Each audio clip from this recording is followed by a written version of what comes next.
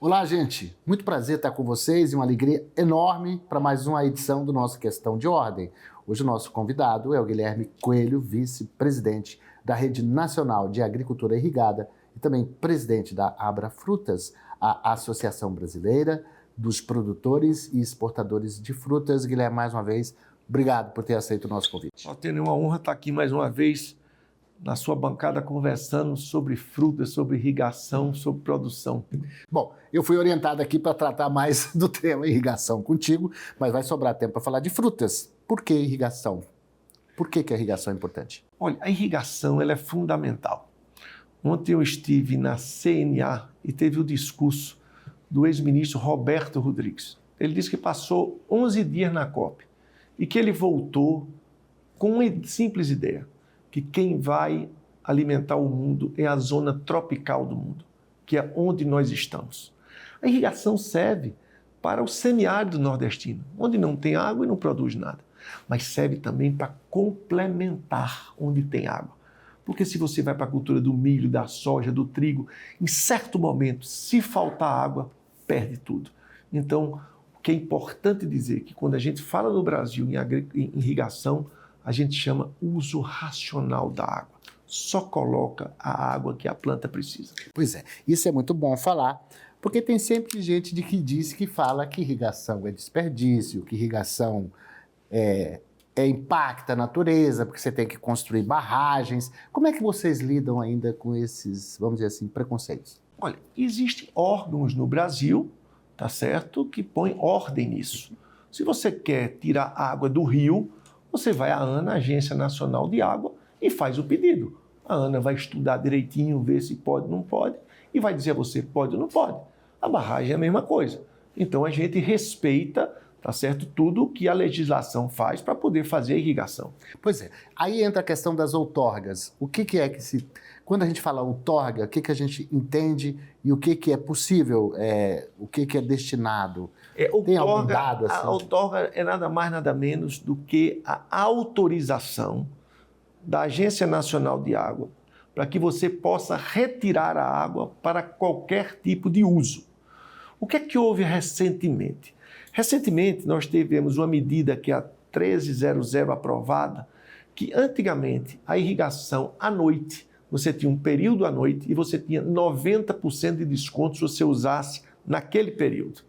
Hoje vai mudar isso. A concessionária, quem lhe dá a energia, porque quando a gente fala de água, é a energia, que é a energia que faz com que a água chegue na sua propriedade. Ela vai fazer com que a concessionária ela possa lhe ceder a água com esse desconto durante o dia também. Então isso é um fato novo que vai se adequar à medida que essa lei comece a vigorar. Pois é, mas vocês têm essa, vamos dizer assim, essa autorização ou essa, vamos dizer assim, essa permissão com desconto, por exemplo, quando você tira água à noite do rio ou do reservatório, você paga mais barato por isso? Com certeza. Nós irrigamos, por exemplo, se a gente falar no Vale do São Francisco, quando tem os perímetros irrigados da Codevasf do Brasil inteiro. Então, à noite, tá certo? Durante um período, você tem um desconto de 90%. O que foi que houve recentemente? É a Lei 15.269, que você tem, que é regulamentado pela CDE, que regulamenta os descontos. Então, a irrigação ficou fora de você restituir esses descontos, tá certo? Isso é o governo que diz assim, olha, eu vou gastar, vamos supor, 50 bilhões e se gastar mais, tá certo, você vai ter que pagar. Mas a irrigação ficou fora disso, que eu achei justo. É importante, Valteno, dizer que a irrigação, você faz o seguinte, com o menor pedaço de terra, você tem uma maior produtividade. Significa que você vai usar menos terra e você vai conseguir conduzir a cultura para que não falte água. Não faltando água, você vai ter uma fruta, você vai ter um grão, você vai ter qualquer coisa de qualidade. É mais ou menos o que nós da cidade temos, a questão da bandeira amarela, exatamente bandeira isso. Vermelha, por aí, para comparar. Exatamente isso, exatamente isso. Agora, veja só, um dia desses me ligou uma amiga que falou, Valteno, você podia falar, porque a gente está pagando energia da represa que a gente construiu na fazenda, de uma mina d'água. Paga-se por água retirada-se da represa no... Paga tudo gerida pela ANA. A ANA é que estabelece efetivamente isso. Mesmo de uma mina?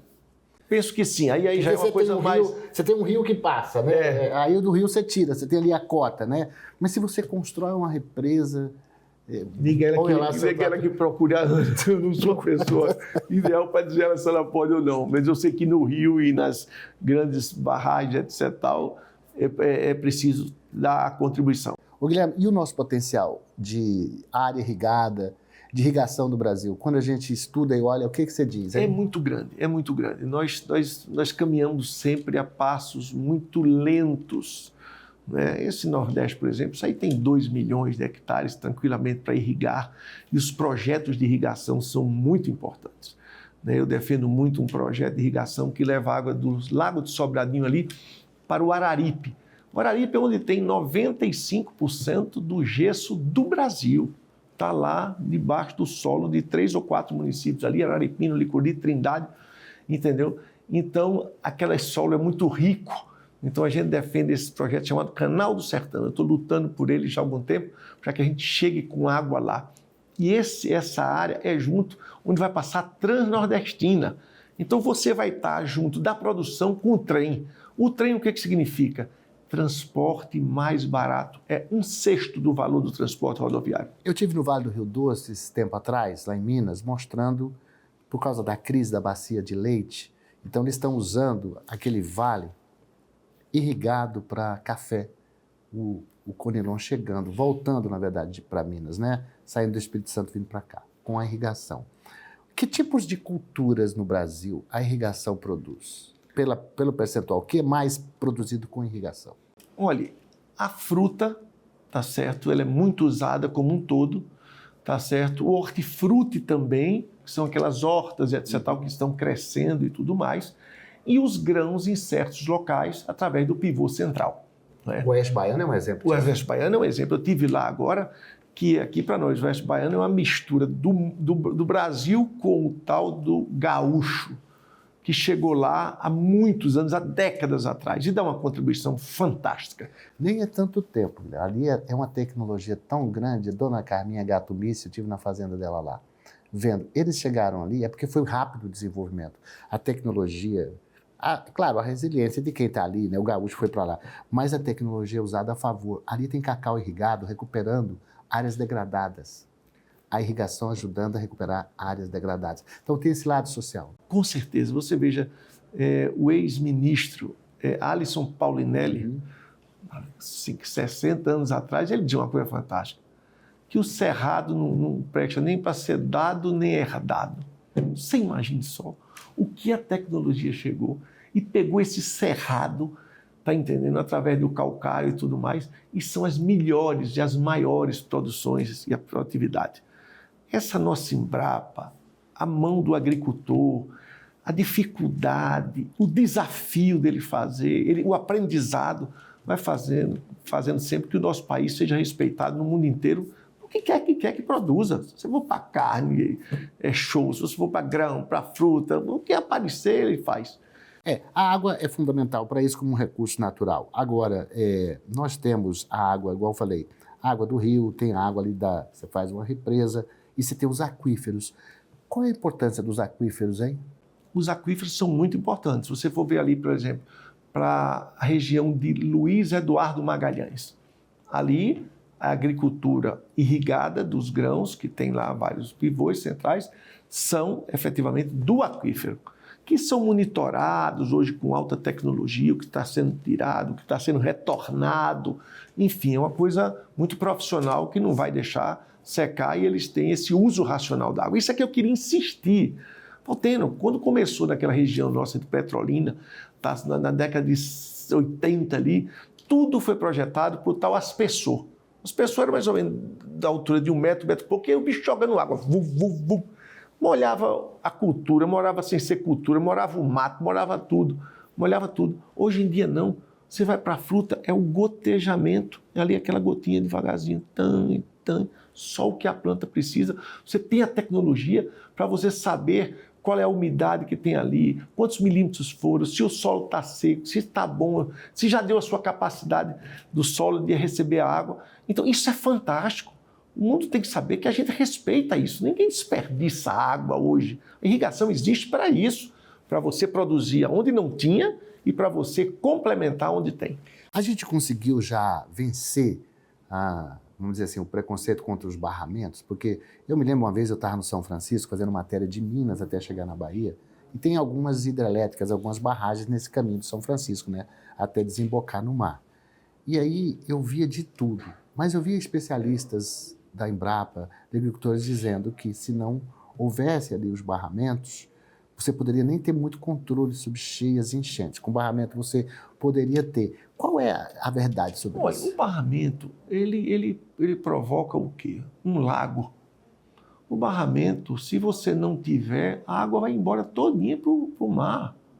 O barramento significa, dependendo do local, você tem a barragem de Taparica, você tem a barragem de Sobradinho, por esses dois exemplos do Rio São Francisco, onde você dali aproveita aquilo ali para irrigação, para consumo humano, para eletricidade.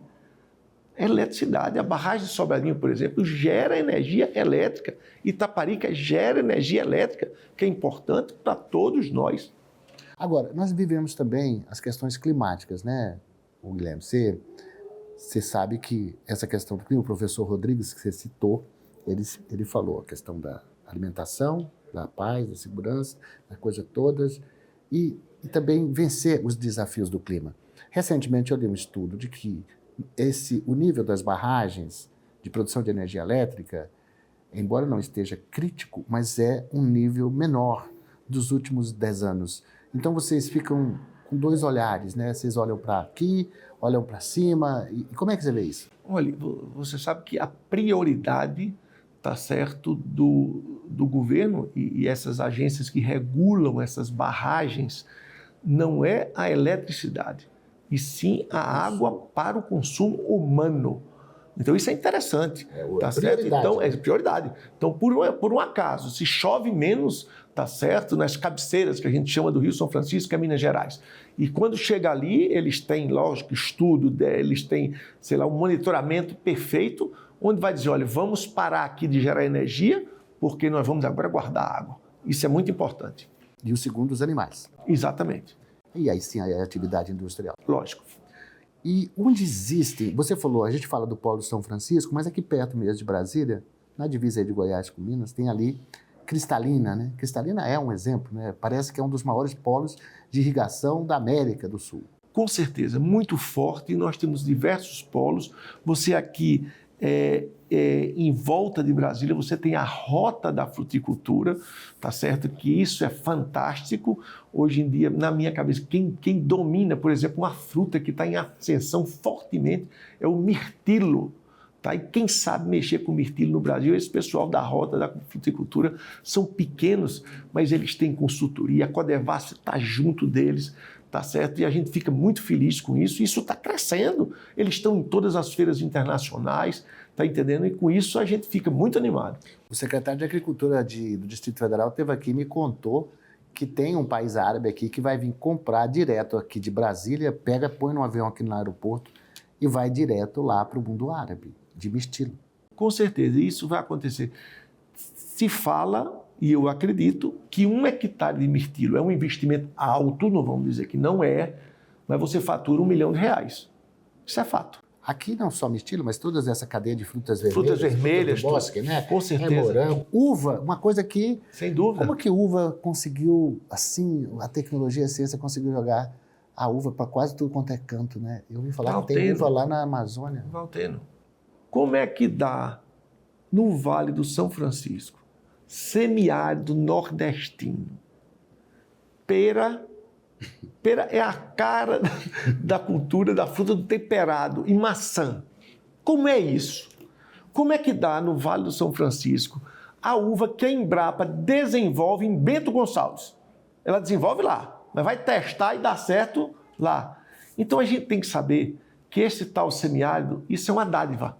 É onde a gente tem sol o ano inteiro, mais de 3.000 horas de sol, água, uso racional da água e um bocado de gente com vontade de trabalhar. Vamos para um pequeno intervalo. Daqui a pouquinho eu volto conversando com o Guilherme Coelho, vice-presidente da RENAI, a Rede Nacional de Agricultura Irrigada, presidente da Abra Frutas. É um instantinho só e a gente está de volta.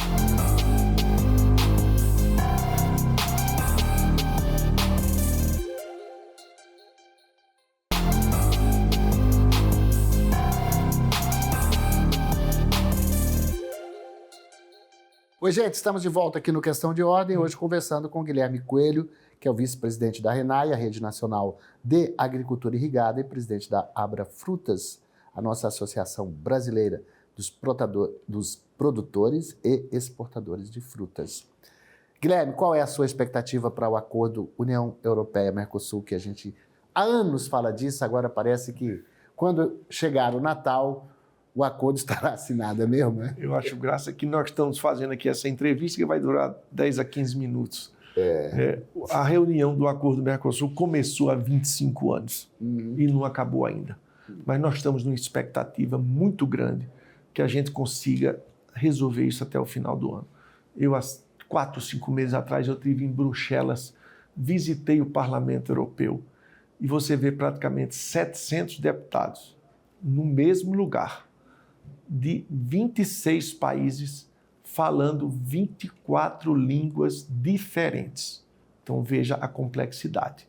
Mas eu estou animado que isso aconteça no dia 20 de dezembro, em Foz do Iguaçu, onde vai ter esse encontro.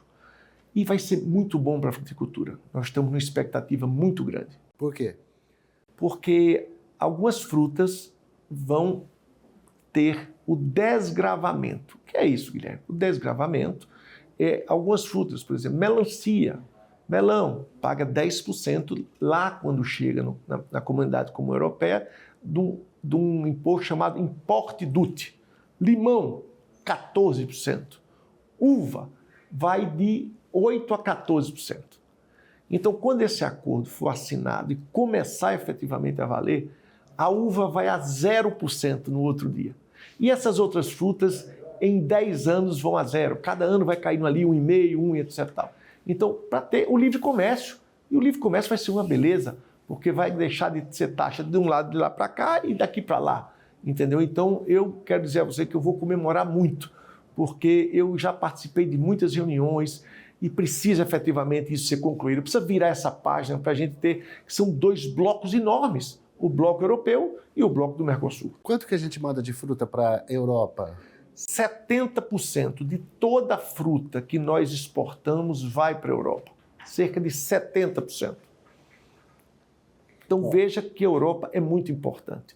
E veja que coisa interessante, né? Eu vou entrar aqui no outro assunto sem você me perguntar sobre as tarifas para os Estados Unidos. Né? Houve aí essa semana passada essa novidade, essa semana, foi uma luta muito grande, muita conversa, muita articulação, muitos dias que a gente acordou triste, muitos dias que a gente se animou, mas graças a Deus no final. E foi muito importante, porque a maioria de nossas frutas, praticamente, a tarifa hoje é 0. Mas a uva ficou. A uva continua, Valteno, a tarifa de 50%. Então você veja, ficou a uva de 50% a tarifa para os Estados Unidos, onde a gente exporta mais ou menos 15% da nossa uva. 150 milhões de dólares? 300 milhões? Exato, mas ao mesmo tempo, vamos para cá. Na Europa, onde a gente exporta 70%, o imposto de 8% a 14% vai a 0 imediatamente. Então vai ter uma compensação. Mas eu tenho conversado e quero aqui enaltecer a figura do vice-presidente Geraldo Alckmin, que foi um gigante, um homem tarimbado, um homem que conhece, paciente, tá certo? E eu conversei com ele antes de ontem, eu digo, doutor Geraldo, acabou, ele não tem nada que finalizou nada. Nós vamos continuar aqui lutando, conversando, e a gente, se Deus quiser, vai tirar a uva.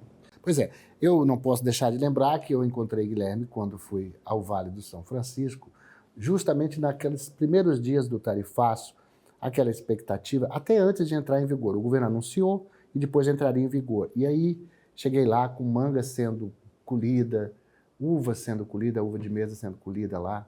Confesso que eu vi você preocupado. E você na conversa, você ficava entre Brasília e lá o Vale, né? Mas apesar da solução estar sendo encaminhada, de uma certa forma, esse é um tipo de negócio que o produtor lá, eu vi assim, tipo, a expectativa para o próximo ano não é só o impacto imediato da venda, é como se preparar para produzir a próxima safra, porque muita gente esquece que no meio rural, a agricultura, a pecuária, você não faz isso, você faz pensando daqui 2 anos, 3 anos, café, o fruta é assim também. Isso, quanto tempo vai demorar para a gente curar disso, hein? Olha, veja só, o tarifaço não é fácil. Você exportar um produto às vésperas da safra de manga dos Estados Unidos e dizer assim, a partir de amanhã é 50%. Então a gente ficou em pânico. Ali estava começando, em agosto. Como é manga nos Estados Unidos? É importante dizer, manga você tem, cada país ou cada região do mundo fornece. Os Estados Unidos não tem manga. Então você vinha ali acabando a safra do México, tá certo? O México é maio, junho e julho, aí conclui México. Entre o Brasil, agosto, setembro e outubro, exatamente no tarifaço. O que é que houve? Equilíbrio, bom senso, entendimento, flexibilidade entre os exportadores de manga do Brasil, os importadores de manga, tá certo? Dos Estados Unidos, que o importador lá é igual a distribuidor, e os supermercados se sentaram e resolveram, olha, cada um vai dar a sua contribuição, cada um vai arcar, tá certo, com parte desses 50%. E graças a Deus, a safra ocorreu sem maiores transtornos. Conseguiu mandar aquelas mangas para os Estados Unidos? Mandou para os Estados Unidos. Foi muito, é o que eu digo, organizado. Não se mandou manga demais, tá certo? Eles viram a quantidade, vamos imaginar, de containers semanal, colocaram um preço bom e o clima ajudou. A gente não pode dizer, porque não houve transição entre o México e a chegada da manga do Brasil. Geralmente você fica um período que tem manga dos 2 países.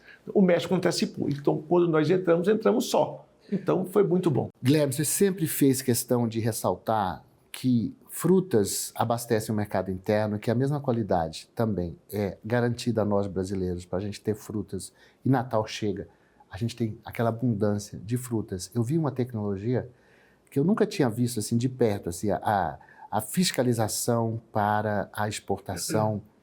Fiquei sabendo que contratam-se mulheres para recolher a manga podre debaixo do pé da fruta, para que ela não tenha o problema da mosca. Esses cuidados todos, eles fazem parte do que nós consumimos aqui? Veja só, os cuidados são redobrados. É aquilo que eu digo, para você exportar hoje uma fruta, você tem que ter certificados internacionais. Nós estamos lançando, pela Abrafrutas, um selo para a fruticultura exportadora e nacional, ESG, que é o quê? Que é a governança, é o ambiental e o social. Você chegar no mundo hoje sem essas 3 letrinhas, o mundo, opa, é o que o mundo quer. E nós temos para oferecer. Então vai ter o selo da Abrafrutas do ESG, tá certo? Então isso é muito importante. O que a gente precisa saber é que a qualidade precisa ser colocada na mesa dentro de casa das pessoas. E a qualidade hoje é a nossa referência. A referência à qualidade. A qualidade foi inventada há 20, 30 anos atrás pela Itaueira, um cidadão chamado Carlos Prado, do melão. Quando ele chegou um dia, botou uma tal de uma redinha no melão e disse, ó, pode comprar que esse melão é doce. Esse cidadão foi quem inventou qualidade de fruta no Brasil. Hoje a Itaueira é uma grande exportador e fornecedor de melão aqui e é um homem admirável. E depois dele, aí a gente, todo mundo está cuidando da tal da qualidade. Guilherme, o que o tarifaço americano nos ensinou? O que a gente aprendeu? Eu sei que você estava em missões para a China, que a China ia comprar nossa uva de mesa também. Que portas foram abertas com essa crise? Olha, a China está aberta, né? A gente está se organizando, porque o semestre para que a gente mande para a China será o primeiro semestre para o ano. Nós já fizemos tudo que precisávamos, viajamos para lá, levamos mais de 30 exportadores, eles já vieram aqui, já teve supermercado com duas pessoas de qualidade, e para mim foi uma maravilha, porque eu imaginava que eles, das, 10, 15 variedades que o Vale tem de uva, eles só querem essas 2 que são maiores, não sei o quê. Que nada, eles gostaram praticamente de tudo, gostaram da uva Vitória, que é aquela uva negra pequenininha da Embrapa, né, que tem um sabor de tutti-frutti, é um espetáculo. Enfim, E a gente está imaginando, o que é que ficou disso? É a tal da imprevisibilidade. Como é imprevisível a chuva, a seca, o inseto, a erva daninha, esse tal de tarifaço também é imprevisível. Trump também é imprevisível. E o que é que a gente precisa fazer? É o que a gente sabe fazer. É ser determinado, é acordar cedo, é querer produzir, é querer botar alimento na mesa das pessoas. Isso é a coisa mais digna que um agricultor e que o agro pode fazer. Para que o presidente da RENAI não brigue com a gente, eu vou lhe deixar esse resto para você fazer algumas considerações a mais sobre irrigação, sobre desafios, o que precisa melhorar. A gente já falou no primeiro bloco, mas você gostaria de completar com alguma coisa? Não, veja só, o que a gente precisa, na minha cabeça, é o seguinte: nós temos hoje no mundo uma tal de insegurança alimentar. O que é isso? São milhares de pessoas que amanhã de manhã vão tomar um café da manhã, mas não têm perspectiva do que vão almoçar, do que vão comer. Isso é muito grave. E nós precisamos alimentar o mundo. E o Brasil é um player importante nisso. E a gente tem que ver de que nós temos água suficiente dentro das leis, dentro da sustentabilidade, dentro do respeito ao meio ambiente. E saber que quando você tem uma área irrigada, você tem uma produtividade melhor. E você ter uma produtividade melhor significa, em menos espaço, mais produtividade. E aí você vai conseguir fazer com que a gente possa chegar a lugares mais longínquos.